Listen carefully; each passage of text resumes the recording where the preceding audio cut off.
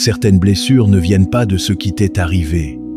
Elles viennent de tout ce que tu attends encore pour enfin être en paix. Tu crois parfois que ta sérénité viendra lorsque les circonstances changeront, lorsque cette personne reviendra, lorsque ton avenir deviendra plus clair, lorsque tes problèmes disparaîtront, lorsque ton cœur cessera de porter ce poids invisible qui l'accompagne depuis si longtemps.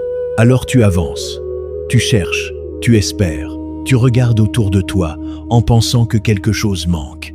Et pendant des années, parfois pendant toute une vie, l'esprit poursuit une promesse qui semble toujours se trouver un peu plus loin.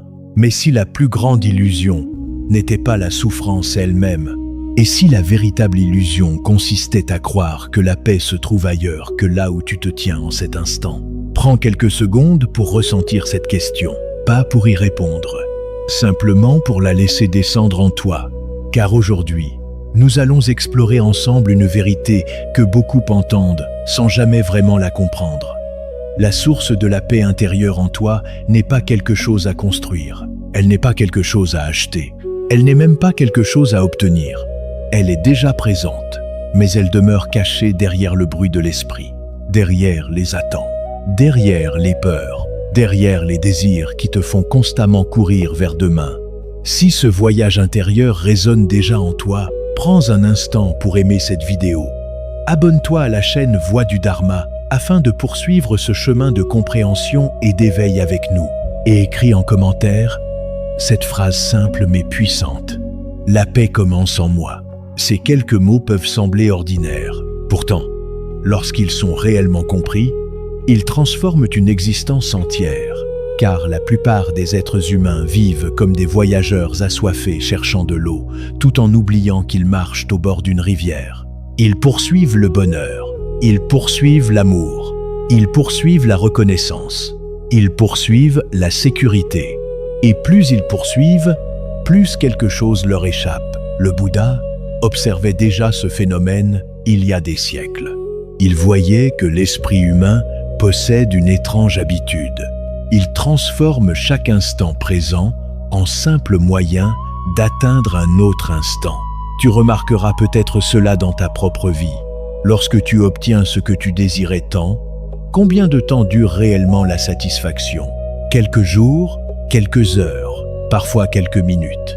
Puis l'esprit recommence.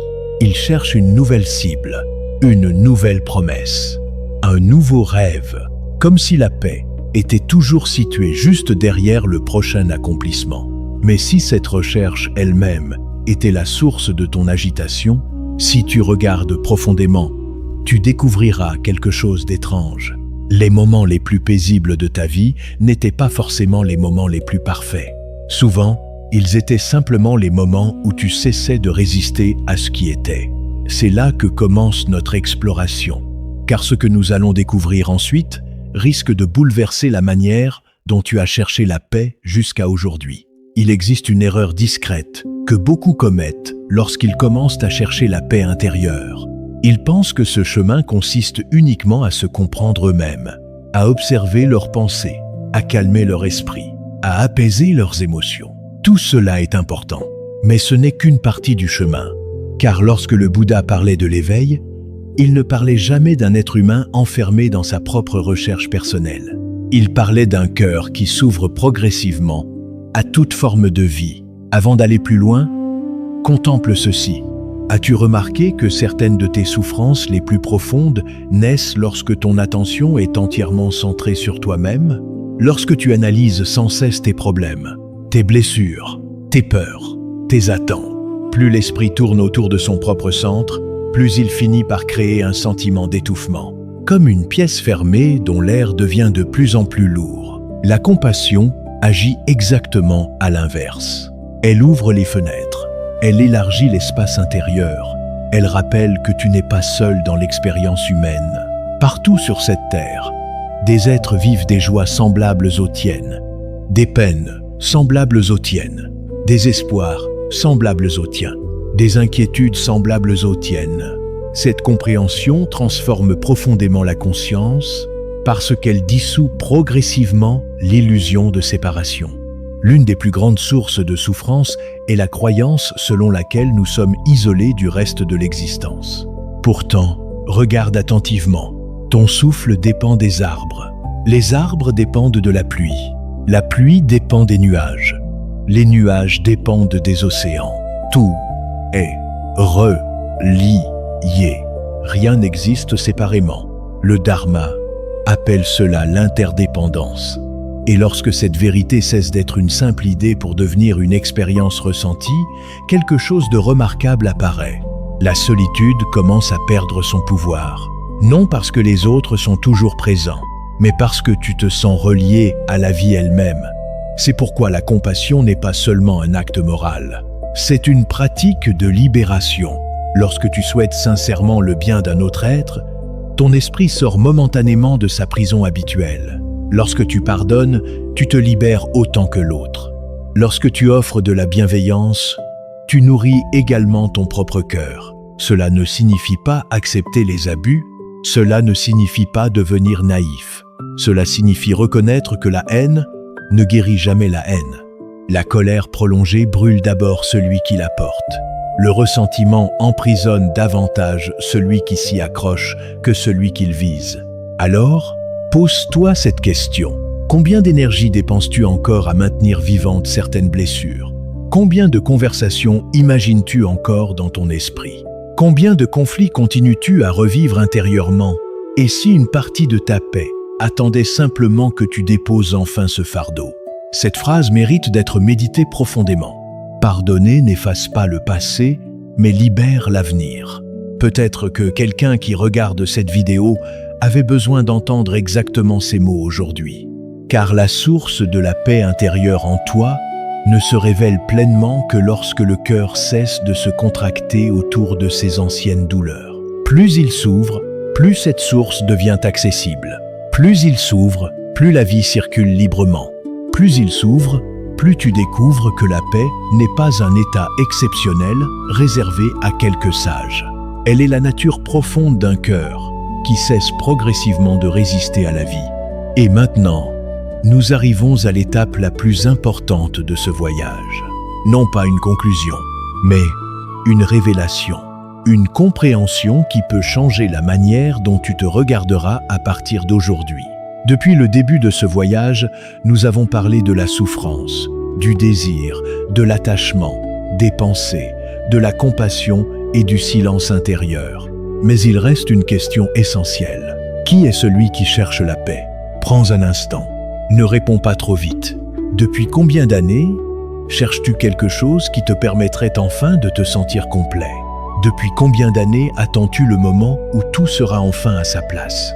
Et si ce moment n'était pas devant toi? Et si ce que tu poursuis depuis si longtemps n'avait jamais été absent? L'esprit aime les voyages compliqués. Il aime les objectifs lointains. Il aime les grandes conquêtes spirituelles. Pourtant, le Dharma pointe souvent vers une vérité beaucoup plus simple. Tu n'as pas à fabriquer la paix. Tu n'as pas à devenir digne de la paix. Tu n'as pas à mériter la paix. Tu as simplement à reconnaître ce qui demeure lorsque tu cesses de courir. Regarde ta vie. Les émotions sont venues, puis elles sont reparties. Les succès sont venus, puis ils sont repartis. Les échecs sont venus, puis ils sont repartis. Les rencontres sont venues, puis elles sont reparties. Les saisons ont changé. Les années ont changé. Ton corps lui-même a changé. Pourtant, quelque chose a toujours été là. Une présence silencieuse. Un espace de conscience qui observait tout cela. Cette présence n'a pas besoin d'être créée. Elle n'a jamais disparu. Elle était là dans tes moments de joie. Elle était là dans tes périodes les plus sombres. Elle était là lorsque tu te sentais fort. Elle était là lorsque tu te sentais perdu. Et aujourd'hui encore, elle est là. C'est pourquoi la source de la paix intérieure en toi ne se trouve pas dans un futur idéal. Elle ne se cache pas derrière une réussite. Elle ne dépend pas d'une relation parfaite. Elle ne dépend pas du regard des autres. Elle ne dépend même pas de l'absence de problème. Elle existe dans cet espace calme qui apparaît lorsque tu cesses de t'identifier à chaque pensée, à chaque peur et à chaque désir. Alors peut-être qu'à partir d'aujourd'hui, quelque chose de nouveau peut commencer. Non pas une nouvelle course, non pas une nouvelle quête, mais une nouvelle manière de regarder, une nouvelle manière d'habiter chaque instant, une nouvelle manière d'écouter ton propre cœur. Lorsque la vie deviendra difficile, rappelle-toi ceci. La tempête n'est pas le ciel. Les pensées ne sont pas la conscience. Les émotions ne sont pas ton essence. Et les circonstances ne définissent jamais la profondeur de ton être. Il existe en toi un lieu que les événements ne peuvent atteindre. Un lieu qui demeure libre même lorsque l'esprit s'agite. Un lieu qui demeure paisible même lorsque le monde change. Un lieu que les sages ont exploré depuis des millénaires. Et ce lieu est plus proche de toi que ton propre souffle. Peut-être qu'au fond, le plus grand paradoxe du chemin spirituel est celui-ci: tu parcours un long chemin pour découvrir que ce que tu cherchais se trouvait déjà là. Alors, avant de quitter cette vidéo, reste quelques secondes en silence. Ne cherche rien, ne corrige rien, ne poursuis rien. Respire simplement et demande-toi si la paix que je cherche n'était pas devant moi, mais déjà présente en moi. Qu'est-ce qui changerait dans ma vie dès aujourd'hui?